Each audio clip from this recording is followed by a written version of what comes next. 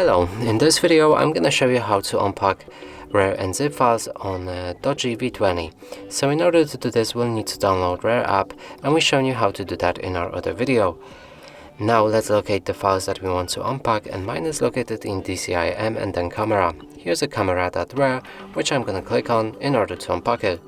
Click on this arrow pointing up, and that way you unpack everything inside this archive. If you want to select and unpack only one thing, you can do that like this.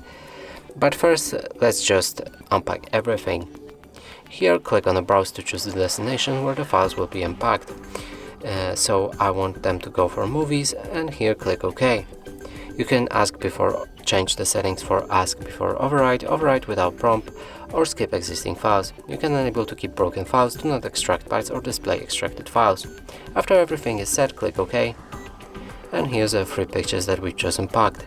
We can navigate to movies just to find it again. And they're right here. And that's it for this video. Hope you like it. Please consider subscribing to our channel, leave a like and a comment below.